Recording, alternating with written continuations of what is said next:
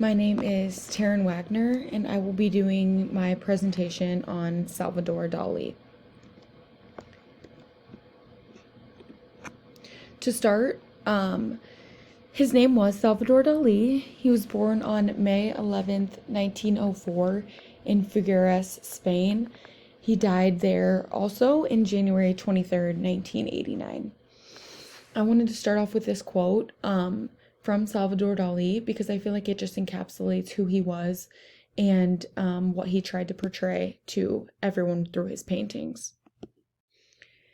It says, "The fact that I myself, at the moment of painting, do not understand my own pictures does not mean that these pictures have no meaning. On the contrary, their meaning is so profound, complex, coherent, and involuntary that it escapes the most simple analysis of logical intuition." Salvador Dali. I did want to start off just with this picture to start with because this is what kind of interested me in doing him as an artist, and it is called The Persistence of Memory in 1931. And this picture really gave way to surrealism as a whole because you see how watches and different things are distorted in this picture and it's so empty. Well, that's exactly what he wanted to portray in his pictures. Watches for us are typically devices of knowing and means of maintaining external order, but here they're limp and useless. The landscape, it's empty. The water is reflecting off the cliffs like a mirror, different things, but nothing really makes sense, and it's not supposed to because Dali painted everything with such convincing realism that we would just kind of forget what is normal, and the knowledge that we know would just fade into this picture of dreamlike imagery. Even the swarming ants and flies allude to the horror and dimension in dreams that he would like to give us. So a little bit about surrealism as a whole is that it was an artistic movement in the 1920s to 1930s that originated in Europe. And it aims to challenge reality by depicting an irrational world that's warped and filled with surprising and bizarre features. Like this image here, the floating head, it doesn't give us really much besides dreams that we are supposed to figure from this picture. It's scary. It's really tapping into an unconscious part that we don't really know, but Salvador Dali wanted to captivate these types of pictures in his work as sort of reaction to the trauma of World War I and disillusionment with modern civilization. There is no one way that this art can be expressed. It's through symbols, collage, dream imagery, juxtaposition, and different things like that, which really lead into our next picture, which is the lobster telephone in 1936. Salvador Dali had his own intention with this type of picture. He wanted to play the sexual connection to it, but really for me, it shows the extreme juxtaposition that surrealism can hold in pictures. I mean, a lobster and a telephone have nothing in common, nothing relatable, and for us to see a picture like this is very extreme, but it does have a significance that there is nothing limiting to surrealism as a whole. So you will see different images like this that portray many different things because it is left up to your imagination and dreamlike consciousness that you have. So in the 1930s, Dali created his own method, which was called the paranoid critical method, which kind of redefined the Breton theory of automatism, which was what surrealism was based off during this time. And like I said, he was very different with his style of things. So it was kind of outside the box and just a different take on surrealism. And these works in Paris were very popular. And kind of like this picture, the soft construction with boiled beans was one of his most popular pieces. He believed that viewers could find intuitive connection with his work because your subconscious language is universal to whoever you speak with. He said this quote, "It speaks with the vocabulary of the great vital constants, sexual instinct, feeling of death, physical notion of the enigma of space, And these vital constants are universally echoed in every human. So Salvador Dali said that, and that's what he was trying to portray in his pictures through the extreme surrealism. So a little bit more about him is he did start taking classes at an early age of 10. He enrolled in Madrid School of Fine Arts years later, then enrolled at the Special Painting, Sculpture, and Engraving School of San Fernando in Madrid. He experimented with a ton of different styles like Impressionist, Pointillist, Futurist.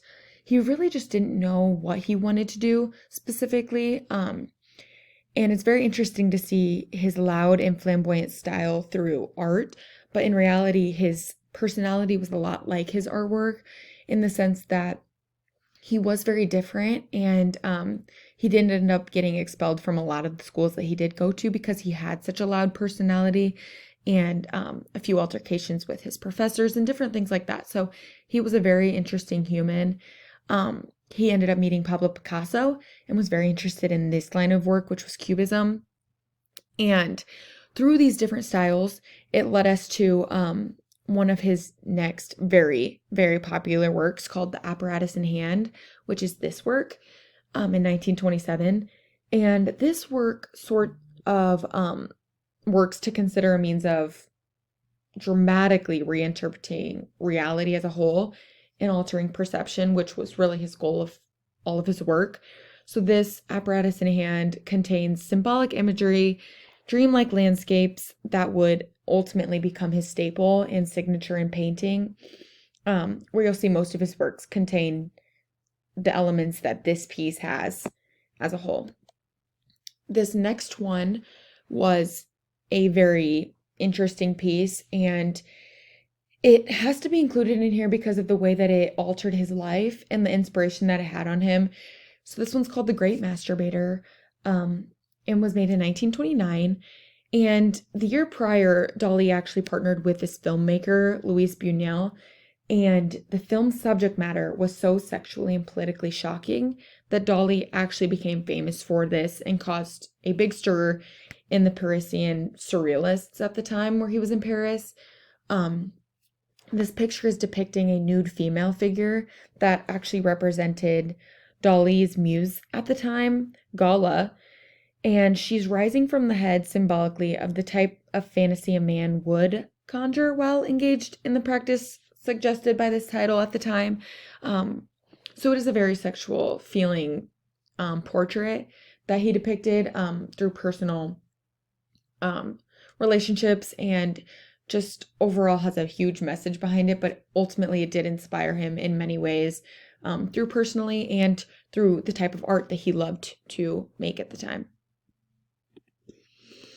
This is also another very interesting piece that Salvador Dalí did at the time. This was quite a few years later. It's called the Dalí Atomicus. And here you can see, there's water, there's cats. He seemed to be in midair. It's just a very surrealist photograph. And he did experiment in a field of photography at the time, along with many other creative things that he did with Felipe Halsman to create this famous picture. And it just goes to show that he was not in one sort of box to surrealism. This is a surrealist photograph. And so I just like to show that there is many different ways that he liked to portray his artwork and tried several different ways through what he did. This one I also find very, very interesting because this was a very non-traditional surrealist portrayal at the time. This is called the Corpus Hypercubus. And here you can see Jesus Christ portrayed on a hypercube, which is very interesting because it has a play on religion and mathematics, which at the time Dalí was really experimenting with God and his science. And so you'll see quite a few different pictures that have to do with science or different beliefs that he had at the time. Because he said that he did not have a faith, but he believed in God. And so this picture really put that play on there is Jesus. Science points me to that. But at the same time, I don't know how to believe in that and have a faith that really stands behind that. So it's a very interesting picture that gives way to a lot of imagination, and there's a lot of depth into this. Another important thing is the Dalí Museum that has a ton of exhibits and different things that you can do here in St. Petersburg, Florida. This was made. There's a sort of artificial intelligence that this museum has called the Ask Dalí. It's where you can figure out different voices that sound like his and a dialogue that reflects his unique personality, style, humor. So it's almost like meeting him. You can see this Dalí dome, which has the persistence of memory on the outside, which I think is very cool. And you can just sort of see the design of this museum has a sort of surrealist vibe to it, in the sense that it's not conventional. And it was just super cool in celebration of the centennial of the founding of Surrealism in 1924 that this exhibit shows over 100 plus works created by many surrealist artists to show the importance that Surrealism had, but named after one of the most famous artists in Surrealism. And then more important information about him is you can see this middle picture is the face of war, and he is painting it. And I think this is such an important picture because it does encapsulate who he was while he painted and the visions he had, and just the creativity that he had in creating these personal and mysterious and emotional works that had so much depth behind them and meaning. And I love this also picture of him with his ocelot, because it just shows who he was as a person, and just the personality that he had that showed through his paintings and portraits and photographs that led him to live a life that was remembered and will always be remembered to this day. And then again, another picture of the Dalí Museum, just because it is so interesting in the way that it was and how it commemorated him as a person and artist as a whole.